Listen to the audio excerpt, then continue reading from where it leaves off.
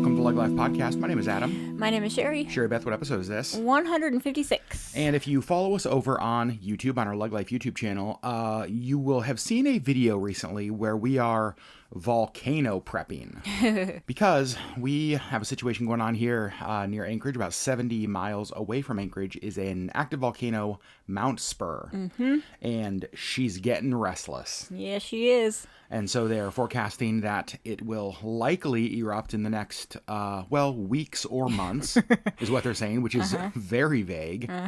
And just kind of going through that whole, kind of prepping for the volcano, gathering supplies, doing, the emergency kind of stuff, got us thinking about different sort of natural disasters, different sort of things that we have both gone through throughout our lives. Now, here's the thing. Sherry and I were raised in very different parts of the country. Yes, we were.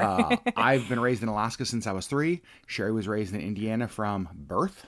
Birth to 21. And then you've experienced Alaska for the last... 21 years. Isn't that amazing? Yeah. Half of your life in Alaska now. Yep. Amazing. Crazy. And so, the things you prepare for growing up in Indiana are different than the things you prepare for growing up here in Alaska. Yep. And so we just thought on this episode, since we are in the volcano prep mindset, we would just sort of discuss some of the disasters and some of the just kind of emergency prep that we have both had to do throughout our lives, whether it was growing up in Indiana, Alaska, or together here. Mm-hmm. So Sherry, growing up in Indiana, you had to prepare for things and be aware of things that have never crossed my mind living in Alaska. Like tornadoes. I was going to say primarily tornadoes. Yep. Alaska is not tornado country. No, it is not. Indiana is. Indiana is. Tell me, walk me through, because I know about earthquake drills. I'll talk about those later. Mm-hmm. But I have no idea how you prepare for a tornado in school. What was it like? Was it something you guys discussed as a family? Just help me as a non-tornado professional understand what that was like. So we did have tornado drills in school. Okay. The same as like fire drills. With fire drills, obviously you file out outside of the school. I thought you were just supposed to stop, drop, and roll. Well, that's if you're on fire. Oh. I just assumed if there's any fire anywhere near you, you stop, you drop, and you start rolling around. Alrighty, you just roll around. Just roll around. Nope. So with tornado drills, obviously you don't go outside. Right. Makes sense. But you also don't want to stay in your classroom because usually classrooms are on the outside of the building with windows lining, right? So not every classroom, and I'll talk about those. So most of the time, because most classrooms are kind of along the outside of the building, so there's windows, you want to go into the hallway. Okay. And then we would line up along the lockers and basically sit and put our heads down in our laps and cover our heads. So that if there's debris, if there's whatever flying around, you aren't going to get knocked in the head. Okay, so you just so you guys know, Sherry and I did not discuss this before we started this podcast. Right. What you just described isn't how I imagined it at all. What did you imagine? I thought you would have had a tornado shelter that you all would the whole school would have gathered in some sort of basement bunker below the school and everybody downstairs. No. That's interesting. Yeah, so we would gather in interior hallways. Okay. And line up and just put your head down. My gosh. And at home we did usually have a basement. In most houses do have basements. And so, we would go to the basement. We would, if there was the little windows in the basement, we would stay away from those. And generally, if we were home, it was more like watching the news, watching the actual sky, and, just kind of keeping track of it that way. And then going to the basement if the tornado sirens went off, because that meant there was a touchdown. Okay. 6 points, touchdown. Sure. Different? Nope, different. Okay. Or, if it was a strong watch. Yeah. Okay, so describe this, because this was something you actually had to explain the watch versus warning. Watch versus warning. Mm-hmm. So a watch means it is likely. Okay. The conditions are there for a tornado to form. A warning means that it has touched down. So to take it into like our current volcano, we are in a volcano. Well, we're in a watch. We're in a watch. The conditions are ripe. It's likely going to happen, but like an eruption is not occurring. Correct. Okay. Yep. So, so, if the sirens went off, if the sky started to look green, we would go downstairs to the basement. And we did always have some kind of tornado kit, kind of like we have with our earthquake kit. We would have extra water. We would have some kind of hand crank radio. We would have non-perishable food, that kind of stuff, so that if we were stuck in the basement for X amount of time, we would be okay. So tell me if I'm wrong, but I picture your dad as very much a have all of the things on hand, like the checklist. We have the radio. I've changed the batteries. I've checked this. We have this. We have enough water. We have enough food. Absolutely. Is that okay? I figured I was right on, but I wanted to just ask. Yep. Amazing. I love that. Yep. So I certainly lived through my fair share of tornadoes. Okay, so before you move on from that, because that was actually what I wanted to ask you next. So in schools, you do these drills. Yep. Did you ever have to do that? Did you ever have to leave the classroom and go to the hallway? Probably, but I don't have actual memory of that. Okay. I don't have memory of like a tornado hitting anywhere near a school that I was in at the time. Okay, but at home... But at home, yes, I do have. You actually had to go to the basement and yes. Wow. And I actually remember driving through one. Not through a actual tornado, but tornadoes were down, and I was trying to get home from work. In Fort Wayne, in South Bend? In Leo. So I was working in Fort Wayne, living in Grable at that time. And my boyfriend at the time... Wait a second. Hold on 1 second. I know. Nicholas, he actually was coming home with me. We were in our own separate cars. And I was in my little, oh, God, I think that was when I still had the Ford Festiva, I want to say. It was a small car at any rate. And so I remember actually, I can even picture where I was on the road. He was either right in front of me or right behind me. And this is, before cell phones, neither one of us, I think he had a pager because, that's going to date me. But neither one of us had cell phones. And so I remember signaling to him somehow that I don't feel safe in my tiny little tin can car. Right. And so we actually pulled over. And I went and sat in his car, and there was crazy wind, it was rocking the cars, and hail, and I was scared, and but I was just I feel safer in his. He had a Camaro.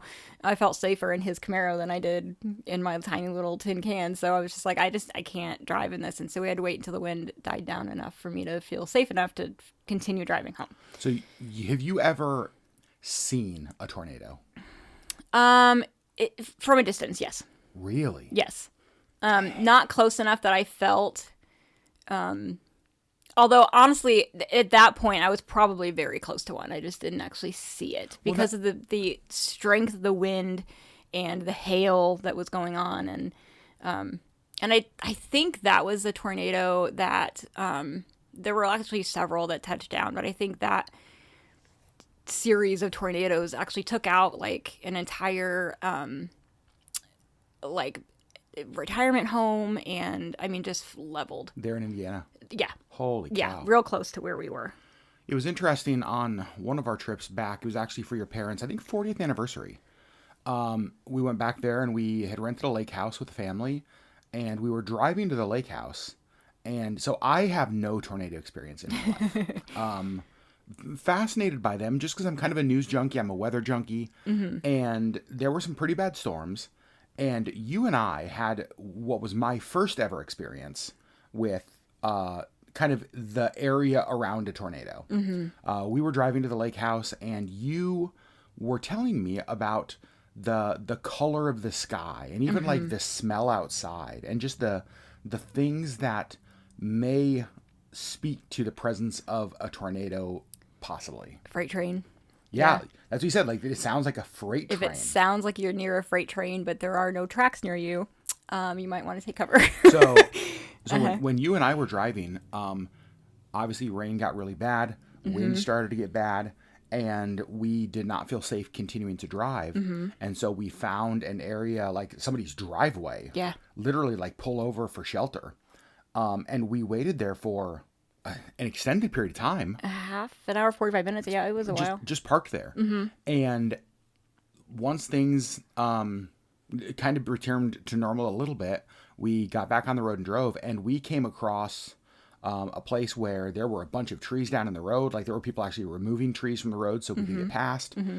So I don't know how far away from a tornado we were, but I was just going to say that I feel like it was close. Like, I think even in that, when we were sitting in that car, we were in literally somebody's driveway. And I remember just kind of having the conversation, like, if it seems like it's bad, we're running to their house. Yeah. And we're going to knock on their doors and see if they'll let us in. Because, like, right. we're not going to sit in our car. And Yeah. I think the thing that was so eerie about that, and we'll talk a little bit later on about, what's worse, earthquakes, tornadoes, what's the benefit of both. But one of the things that was interesting to me about a tornado is that you're just sitting there, and it's almost like you're playing like a game with this thing that you can't see it. Yeah. Like, it's out there. It's unpredictable. It sees you. Yeah, the path can change. Yep. Gosh. Yeah. Growing up in Indiana, that was probably the big one, was tornadoes. Yeah. You guys had some floods because of, just like Fort Wayne's right there on Three Rivers. Yep. And so you flooding, but like tornadoes were kind of the big sort of disaster of that part of the country, right? Yes. Yeah. So for me, growing up in Alaska, it was earthquakes. Earthquakes was the thing that we had. We had earthquake drills in school. Did you guys have that in Indiana? We did not have earthquake drills, although I will tell a story in a minute when you're done. Okay. So we had earthquake drills, and for the earthquake drill, what you do is you get under your desk. And so you basically get under your desk because stuff's going to be falling. Just like get low, get covered. And so we would practice that a lot.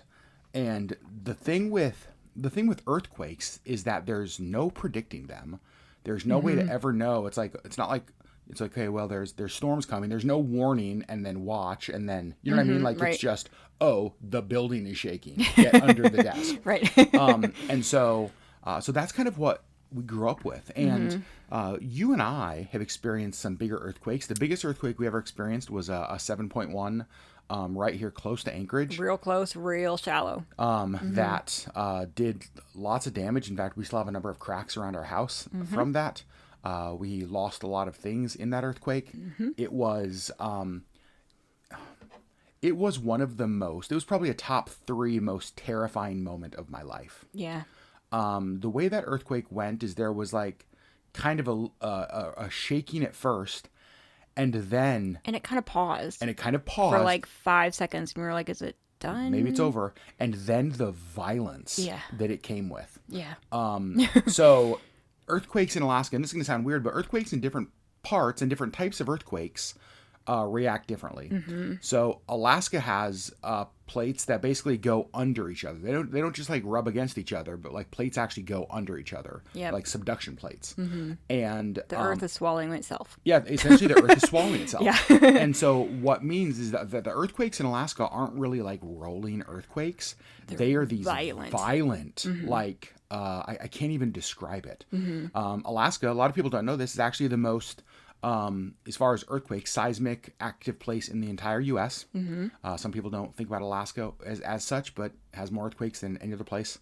And so we've been through a 7.1. There was, I think, an 8.2, but it was further away. We felt it. We for sure felt it, but it wasn't as violent for us because it was, I forget how many hundreds of miles away, but it was, far enough away that we certainly felt it, but it wasn't like that 7. That was, the 7 was almost right under us. It was right under, it was right under us, and it was 14 miles deep, which is very shallow for an earthquake. And the more shallow it is, the more violent it's going to be. And that was, I can't even tell you the number of earthquakes we feel throughout a year, but many. That was the one that really scared me. That really scared me, and it had aftershocks for months afterwards. Like aftershocks in like 5s and 6s, which are also significant earthquakes. Yeah. And so, like it was months and months, a year plus. And one of the things that I remember thinking after, was how bad that earthquake was. But then, Alaska had a 9.1, 9.2? 9.2. I think it's the largest earthquake in North America, 1964, one of the largest earthquakes in the world. And the thing with that earthquake is it went on for like 5 minutes, I think. Yeah. And I just remember when I thought about that, because our earthquake went on for, I think, a minute plus. I think about a minute and a half. Yep. And which felt like the longest minute and a half of my entire life. Completely agree. But then I remember thinking a 9 plus for 5 minutes. A 9, yeah. And I mean, on the scale, it's exponentially bigger each number up you go. And so it's not like, from a 7 to an 8 is like 10% bigger. 10%. Oh no, it's like 1,000,000%. Like it's crazy. I don't think it's 1,000,000. But it's a lot. It's 1,000 something percent. I mean, it's crazy. And so just absolutely huge. Yeah. And I remember thinking that if I was alive in 64 for that earthquake, I would have thought the world was coming to an end. Yeah. I mean, and that's not even an exaggeration. No, that hard of shaking and for that long, I can't even imagine. You've been in tornadoes, mm-hmm. you've been in earthquakes. Mm-hmm. Tell me the two. Compare the two. Like, not as far as like what's worse, but like what's different, how did you feel? And we'll talk a little bit about kind of our responses to that big earthquake because we were together. Yeah. It's very different because, again, with tornadoes, you kind of know they're coming. Like, tornadoes rarely just, like, drop out of a blue sky, I mean, Sure. They can, but, like, that's very rare. Most of the time, it's been cloudy and raining and storming for a while, and, then you're under a watch, and it's like, well, it could, and then the sky turns, like, this grayish green, and you're like, well, oh, no. And then there's a warning, and you're like, oh, geez, okay. But, like, you've had time to prepare. Yeah, there's at least some There's warning. some warning before this happens. Sure. And, even if it is just, like, thunderstorms, like, bad enough thunderstorms, we would go down to the basement. Okay. And, it's just, I don't know, like, it's scary, but there's also, like, you can prepare for it. You can prepare your mind and your body and, like, your stuff, and, like, you can kind of get ready for it. With earthquakes, it just happens, and you're just like, and here we are. Yeah. The world is ending right now. And so it's a different kind of fear, I think. I do feel like the tornadoes that I have lived through were far more damaging than the earthquakes that I have lived through. Yep. More people have died. Yep. Honestly, like, very few people have died in the earthquakes that I have. I'm not sure that I have lived through. I'm not sure any people have died in the earthquakes that we have lived through. Yeah, and I mean, very few people died in the 9.2, which is crazy. Some people did, but, like, not many. And I mean, lots of people have died in tornadoes that I've been near. And so, like, I don't know. It's a different kind of fear. Yeah. And I mean, honestly, even with tornadoes, there's only so much prep that you can do. And I mean, if the tornado decides to touch down on your house, there's nothing. I mean, that's it. Like, well, and that's the thing is that you can do all the preparing you want. You can be in the basement, and if your house crashes down on you, you're dying. Like, that's the tornado. It's just such a focused, intense destruction. Yeah, and it's like that's one of the things that fascinates me about tornadoes is that when you see that aerial view after a tornado, you see this path of destruction, and one house to the left will be fine, one house to the right will be fine, but then the house in the middle it's like it never existed. Yeah, it's just gone. I mean, it's just, that is amazing to me. Yeah. There's a hole in the ground. There's a hole in the ground. You've mentioned the word fear a couple times as you were talking. Yeah. Let's talk about the volcano. Yeah. So this is my third volcanic eruption that's like impacted where I live. It'll be your second. Yeah. Is there any fear when it comes to the volcano, or it's kind of a different sort of preparation? It's a different prep. I'm not actually afraid. Yeah, same.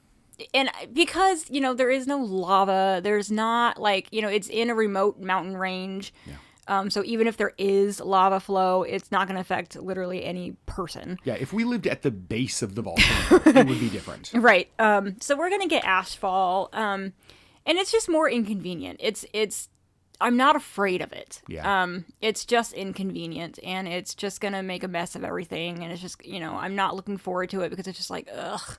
But like, I'm not afraid of it. That's a really great way to put it. Because I agree. I feel the exact same way. I'm not afraid of this. No. In fact, we've had some friends that are newer to Alaska, haven't been through this before. And they're just like, oh my gosh, how should I prepare? Like, should I be scared of this? Like, what should I? And it's like, nope, like, be prepared. Be prepared. Have some masks. Have, goggles if you are worried about your eyes. Like, don't wear your contacts. Like, there's things that you can do, but like. We're not talking about mass destruction. No, it's just going to be inconvenient and like dirty. Yeah, totally. Really, I mean. So, Sherry, we have to talk about this. I think you know what we're going to talk about. We're going to talk about the earthquake story. I'm sorry. How calm and collected and focused we stayed. Not we. This is you. Don't you dare. Okay, so the 7.1 earthquake happened in the morning. It was like 8:30, Yep. 8:15 in the morning. We were preparing for work, so we were both awake in our bedroom. And we had friends living with us Yep. at the time, and Kelly and Caleb. And Kelly had already left for work, and Caleb was still here when it hit. Yep. So Sherry and I are getting and ready our for Missy girl. Yep. Sherry and I are getting ready for work upstairs in our bedroom. Like we said, it starts to shake, kind of pauses, and then just the instant violence. Yeah. And when the instant violence started, what did you think? I don't know. I don't remember. It was 7 years ago. I do remember, like, with that, the first big jolt was significant. And I just remember thinking, whoa, like, that was a big one. And then it kind of paused, like we said, for like, 5 or 10 seconds. And then it just went to town. And so I don't know. I just, honestly, I remember thinking, because I was in the process of getting dressed, but I was not dressed. Yep. And I just remember thinking, if we have to like flee the house, I don't have any clothes on. Right. And so like that was my biggest concern. Get clothes on. Get clothes on, like in the midst of this crazy shaking, which I didn't because it was shaking too hard. And my second thought was, honestly, so our bedroom is upstairs. I honestly felt like the house was going to fall down. Yeah. Like it was shaking so hard, and we could hear things crashing in the kitchen, and we could hear the walls cracking, and I was just like, the house is going to fall down. This is it. And so my thought was, I get on the bed. You thought kind of get high, like if things get on the bed that's higher and softer, so if the floors collapse, right, I'm on the bed. You can kind of surf it down. Right, yeah. Right? Yeah. So which is apparently not what you're supposed to do. Okay, we're gonna get there. I feel like that's logical. Okay. So when you're preparing for an earthquake, I think all of us think like, oh, when something happens, I would really react well. How do you feel like you reacted? Not well. And and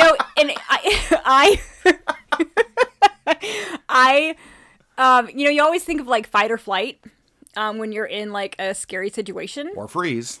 Yep, I'm adding a third one, freeze, because that's what happened. I froze. I jumped on the bed and I was just like, I cannot form coherent thought. I am terrified right now. Yeah. And you were trying to get me off of the bed to lay beside the bed so that if things fall, it kind of creates that, like, it falls on the bed and over us. So we're kind of in that, like, triangle of safety. I would just like to mention that does not exist in our bedroom. The way that we have our bedroom set up, I think if we were on the other side of the bed, but the side of the bed that we were on, honestly, I'm glad that we were on the bed because you ended up getting on the bed with me and like covering me with your body. Because you wouldn't move. Like, because I was like, I'm not getting off this bed. I was going to have to drag Sherry to the floor because you were frozen. Right.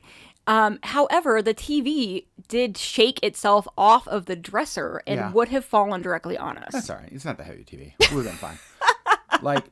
And so I think for me, I was trying to get her down with some level of coverage. Because again, I go back to the, like, get to a place where something is covering you.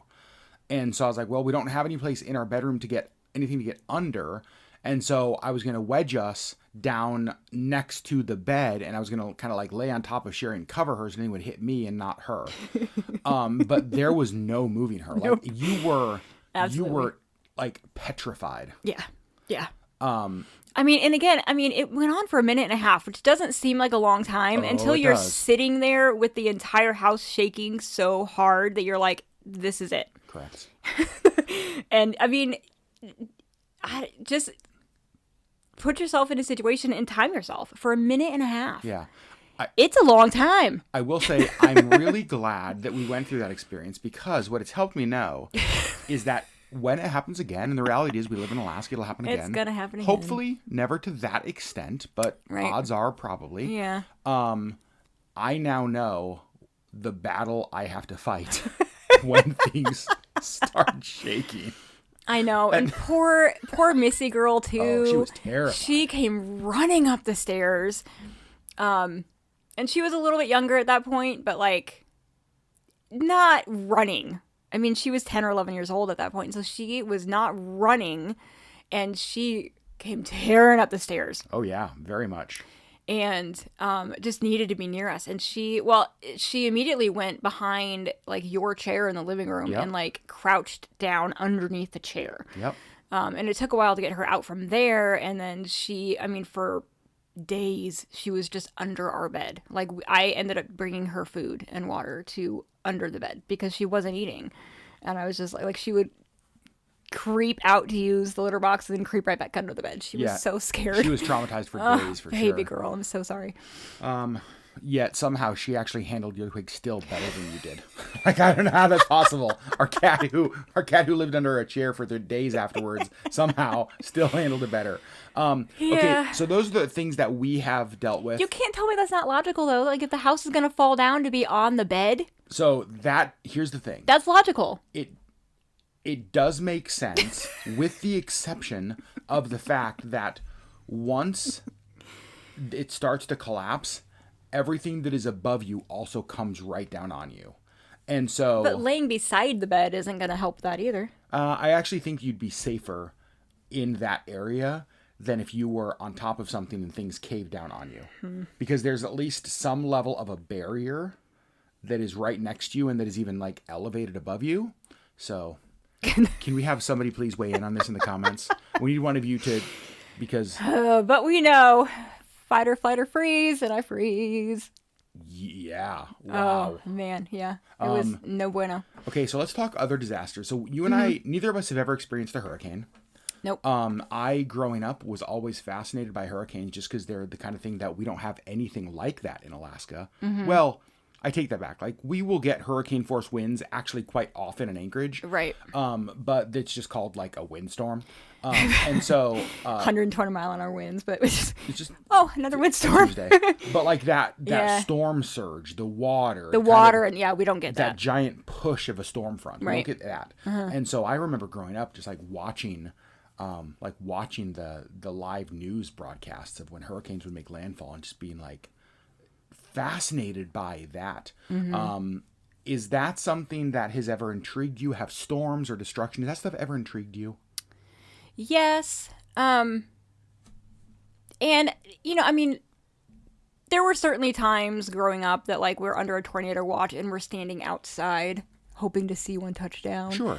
Now, you wouldn't have stayed outside. No. You would have, right. No. I think, like, that fight or flight or freeze would have kicked in and I would have, like, ran to the basement.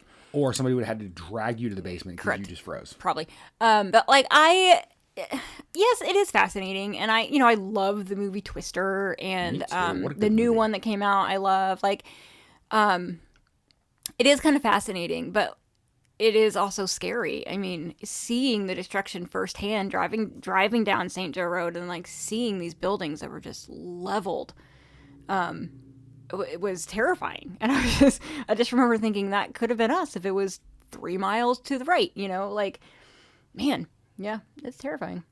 And I think, like, if I was in Florida, and obviously some of it would depend on the level of storm. But if I was in Florida and it was a lower class of hurricane, I feel like I would be the kind of person who would like hunker down, barricade myself inside safely.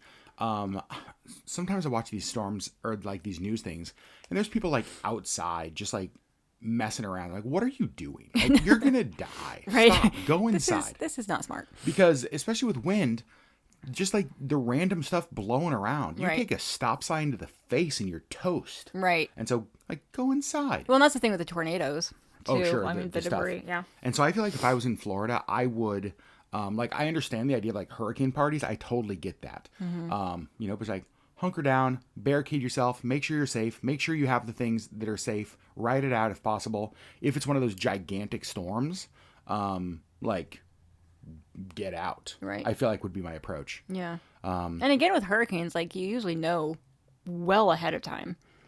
Yeah, those They actually, form miles and miles and miles out in the ocean. And so before they even touch you, you have time to go away. yeah, hurricanes probably, of all of the things we've talked about, the thing that you have the most time to prepare for. I think so, yeah. You know, hurricanes, then tornadoes, then, you know, like earthquakes and volcanoes.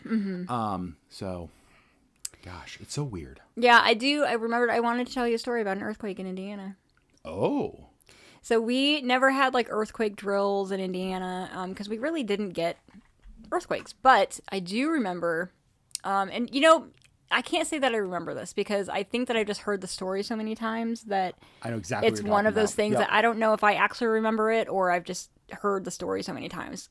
Because we were living in Fort Wayne, so I would have been 3 or 4 years old. Okay. So I don't know that I actually remember this. But we were, we had like a bunch of friends over and us kids were all like in the back bedrooms, like playing around. And I can't say I remember. The stories that my mom tells, she came back and like had to yell at us because we were jumping on the bed. And we weren't supposed to do that, obviously. And I have scars on my forehead proving that that's not a good idea. So, but like, she had to come back and like yell at us to stop jumping on the beds. And so we did, and we were like on the floor like playing games. And she comes back again and is like yelling at us. She's like, "You're shaking the whole house. You have to stop." And like so mad at us for continuing to jump on the bed after she had told us not to. And we were like, "No, but we stopped. Like we're sitting on the floor and we're playing games." And come to find out, it had been an earthquake. Really? And so, I mean, I think that it was probably pretty little, like a 3 or, you know, 4 or something, like enough to feel. I was gonna say, but if you're not used to earthquakes. But if you're not used to earthquakes, you know, my parents thought that we were jumping on the beds, and we were not. And so, yep. So there are earthquakes that occur. They're just very few and far between and tiny. They're little baby ones. Very interesting. They're ones that, like, when they happen here, it's like, is that an earthquake or is that a train or a big bus that drove by? Well, I just searched this, and this because I'm intrigued by earthquakes in Indiana. In 1968, there was the Mount Carmel earthquake, which was a 5.4. Oh. It was actually centered near Mount Carmel, Illinois, but it was felt strongly in Fort Wayne and caused minor damage across the. Interesting. across Is there? Indiana. Oh, you closed it. Is there one that was in the 1984 or 5 region? There were none. Oh, yeah. Right. Well, There was there's a 1982, but you would have been just like one. I would have been 1. There's a 1993. It was a magnitude 4.2, struck in southern Indiana, but was felt in the Fort Wayne area. So interesting. 92. What's that? Maybe it wasn't Fort Wayne. I felt like it was Fort Wayne, but where would I have been in 92? No, that was 93. Oh, 93. Sorry. You would so have I would been have what? been 12 years 12? old. Oh, 12 I would have. Sharon. So we would have been in Spurr or Leo. You probably would have been at a Newsboys concert. Right? Shut your pie hole. Rude. Yeah, I feel like Alaska has a lot of like natural disasters. None of which you can really prepare for. Because, you know, volcanoes, fires, earthquakes, like they just sort of flash floods. They sort of happen. They just sort of happen. That's a good point. You know, I don't know. Just like, oh, well, this is what we're dealing with now. Okay. So, friends, there you go. As we prepare for a volcanic eruption Yeah. 70 miles away from us, which is weird, especially because of where Mount Spurr is. The fact that we could just like go on a quick week in 5 minutes, we could be to a place where we can see it. We were on the way home from a friend's house on Wednesday, and we could see it smoking. Yep. Steam just billowing out of the top of it. Yep. And want to know though, here's the question. Every week with the LeggLife podcast, most weeks, we try to ask you guys a question. I'm curious to know, because we discussed the kind of disasters that I prepared for growing up in Alaska, Sherry prepared for in Indiana. Based on where you live, what were the disaster drills that you went through? Yeah. And we didn't even get to now this isn't a natural disaster, but think of back during the Cold War, students having to do bomb drills. Yeah, students today doing active shooter drills. Those things are crazy. Obviously, they're not weather related, right. But it's my gosh, I'll take an earthquake drill over those any day.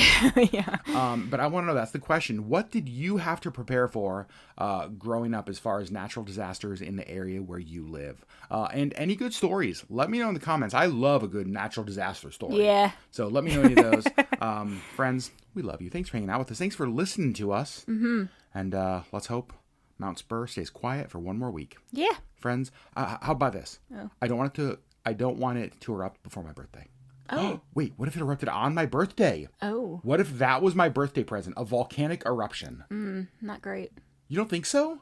You know what would be funny, though, is the last volcano that I was here for, we were in church, and they told us we couldn't go outside because the ash was falling. That's right. And we're going to be in church on your birthday. What if it happened at the same church, which is ironic. Oh, my goodness. Maybe. What if we weren't allowed to leave again because the ash is falling? Maybe that's going to happen. Let's see. Oh, man. We will see, friends. Crazy.